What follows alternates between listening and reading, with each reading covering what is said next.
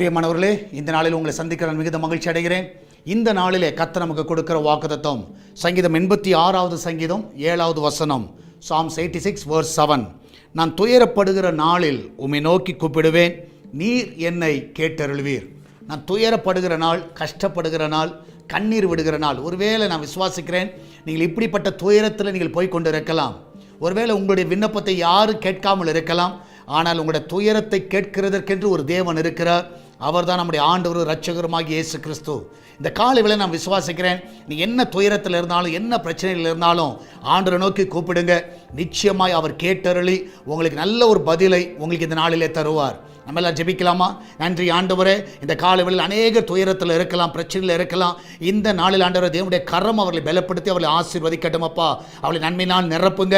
அந்த பிள்ளையோட வாழ்க்கையில் எல்லா நன்மைகளை காண செய்யுங்கப்பா.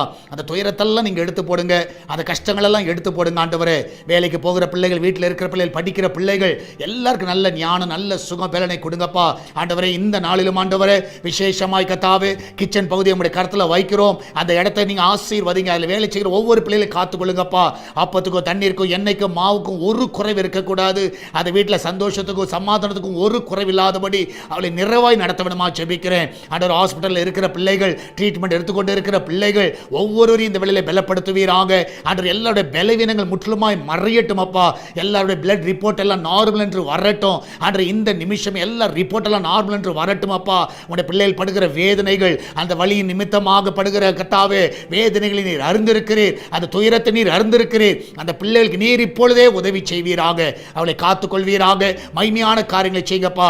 ஆண்டவரே கர்த்தாவே, சால்வேஷன் டிவிக்காக நாங்கள் ஜெபிக்கிறோம். அந்த தேவையெல்லாம் சந்திங்கப்பா. இதனால கூகுள் பே, ஃபோன்பே, பேடிஎம் மூலமாக, மணி ஆர்டர் மூலமாக, பேங்க் டிரான்ஸ்ஃபர் மூலமாக வருகிற ஒவ்வொரு காணிக்கை தசமங்களை ஆசீர்வதிங்கப்பா.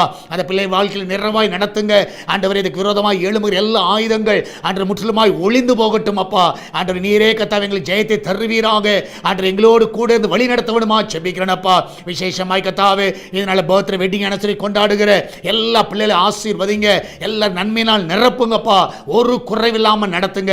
இம்மட்டும் நடத்தி வந்த எல்லா பாதைகளுக்காக கோடான கோடி நன்றி நாங்கள் ஏறெடுக்கிறோம் அப்பா. வெளிநாடுகளில் இருக்கிற பிள்ளைகளை சுகமாய் காத்துக்கொள்ளுங்க. அங்கே சுகமாய் தங்கட்டும், சுகமாய் வேலை செய்யட்டும், சுகமாய் படிக்கட்டும். அந்த பிள்ளைய வாழ்க்கையில் எல்லா நன்மைகளை காண செய்யுங்கப்பா. பிசினஸ் பண்ணுகிற எல்லா பிள்ளைகளுக்கு நல்ல உயர்வை நீங்க கட்டளையிடுங்கப்பா. நீரே கூட வழி நடத்துங்க, பாதுகாத்துக் கொள்ளுங்க. ஆண்டவர், பெங்களூர் பட்டணத்துக்கு ஆண்டவரே, இந்த சபை, இந்த ஊழியம் ஒரு ஆசீர்வாதமா இருக்கட்டும். தமிழகத்துக்கு ஆசீர்வாதமா இருக்கட்டும். கேரளா மாநிலத்துக்கு, ஆந்திராக்கும் ஆசீர்வாதமா இருக்கட்டும் அப்பா.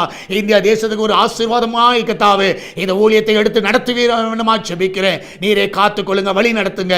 இயேசுவின் நாமத்தில் ஜெபிக்கிறோம் எங்கள் அன்பின் பரலோக பிதாவே. ஆமென், ஆமென். பிரியமானவர்களே, கர்த்தர் உங்களோடு கூட வழி நடத்துவாராக. God bless you.